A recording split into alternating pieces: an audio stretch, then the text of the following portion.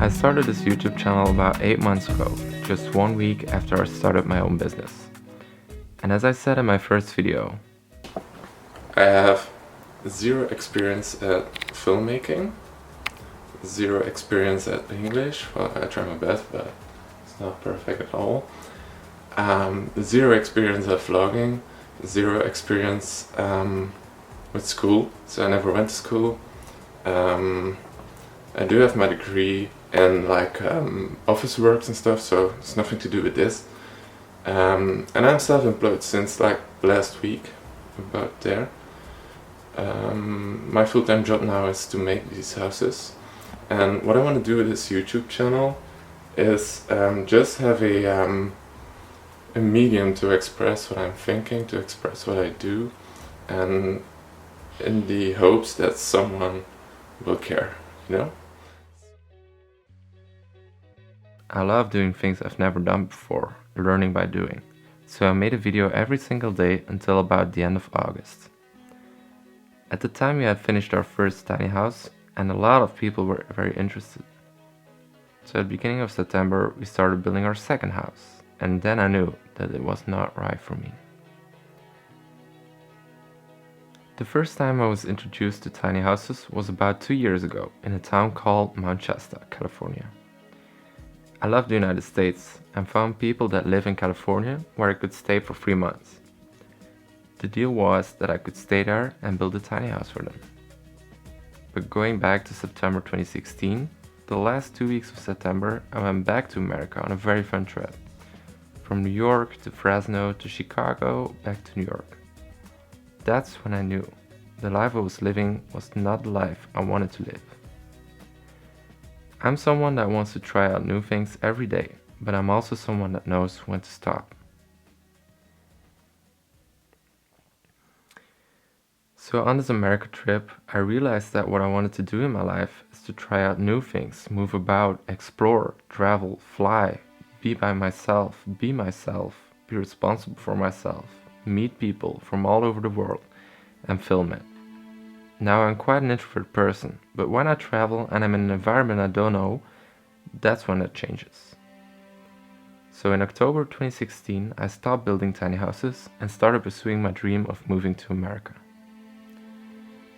New York City has always been my favorite place in the US. This was my first point of entry a little over 3 years ago. I love the diversity, energy, creativity of the city. It inspires, evolves, and changes every day. So all I did was work to save up money. Now, in December, I finally had enough money to go back, and I booked my flight right away. December 20th, I took off from Schiphol Amsterdam Airport, and the plan was to be in New York for the next 3 months. Now, I probably don't have to tell you, but that didn't happen.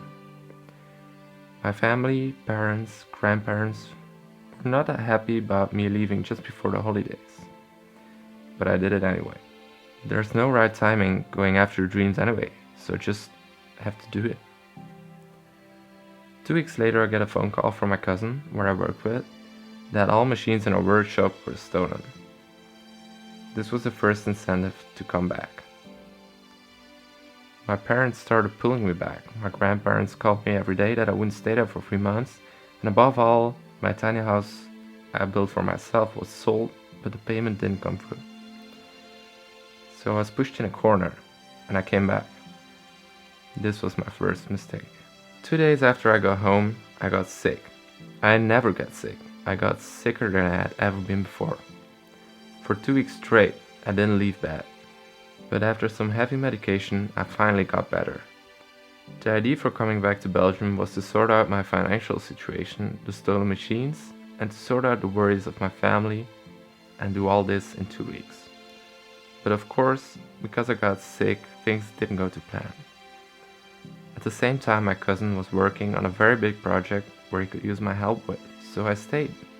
A little longer, and just a little longer, and maybe just 1 more week.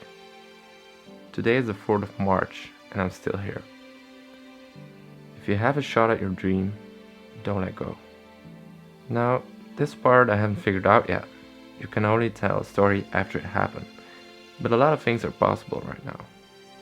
I've been working a lot, so I have some kind of financial freedom.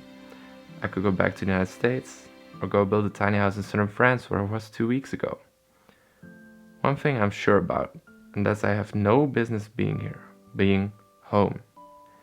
I live in a town with 6,000 citizens, with nothing to do, see, no nature, no city, no public transport. I feel trapped. I lived here for 10 years, but never called it my home. My dream now is to get into filmmaking, move to New York, and just finally be able to do what I want to do, to go where I want to go, and to have a place I can call home.